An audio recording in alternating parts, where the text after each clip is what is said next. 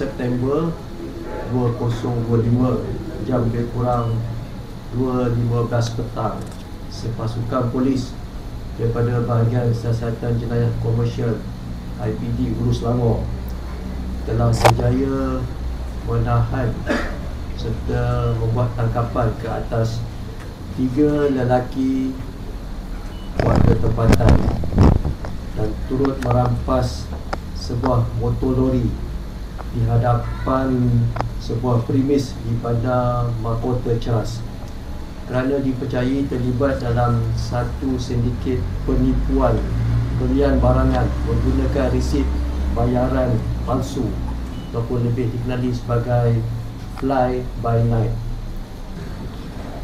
Hasil daripada tangkapan tersebut, siasatan awal telah dijalankan dan telah membawa pihak polis kepada penemuan sebuah gudang yang dipercayai digunakan oleh sindiket ini untuk menyimpan pelbagai barangan yang telah dibeli daripada masa-masa melalui penipuan yang mana turut dijadikan sebagai stor simpanan sehingga sindiket ini dapat menjualkannya kepada pembeli-pembeli yang lain.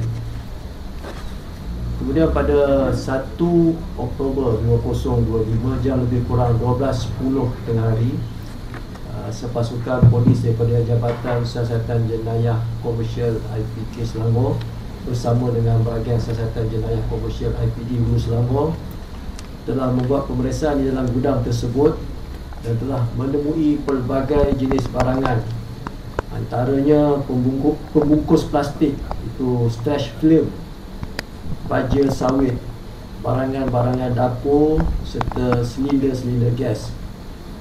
Hasil daripada penemuan barangan tersebut dan kenal pasti barangan tersebut, pihak polis Selangor telah mengenal pasti dan berjaya menyelesaikan sebanyak 6 kes penipuan di Selangor, manakala 2 kes penipuan di kontijen Perak. Kerugian dianggarkan lebih kurang RM200,000 lah. Selain itu, barangan yang turut ditemui di gudang tersebut antaranya adalah penyejuk udara, itu air cooler, air compressor, minyak enjin serta minyak hidrolik jentera berat, cat dan juga heat resistant.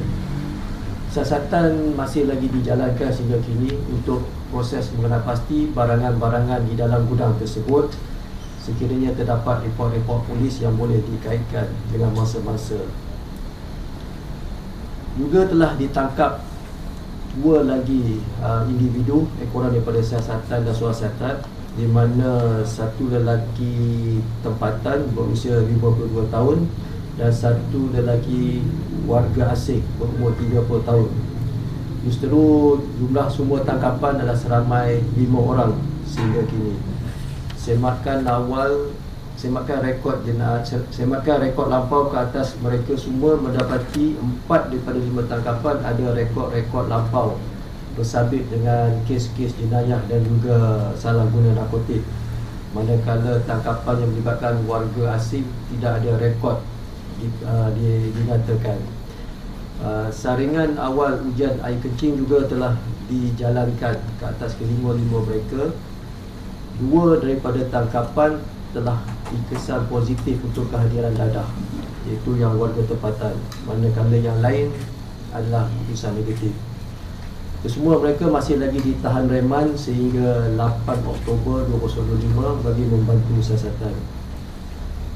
Adalah dipercayai sindiket ini mula beroperasi sekitar awal bulan Jun 2025 dengan menyasarkan pelbagai syarikat sebagai mangsa.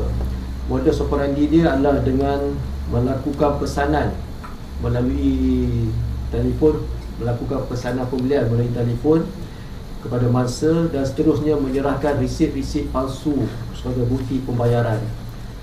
Kemudian sindiket ini akan menggunakan khidmat syarikat pengangkutan bagi mengambil barangan daripada mangsa dan seterusnya akan meminta syarikat pengangkutan tersebut untuk menurunkan barangan di lokasi lain sebelum suspek akan datang dengan satu kenderaan lain untuk bawakan ke gudang ataupun stor simpanannya.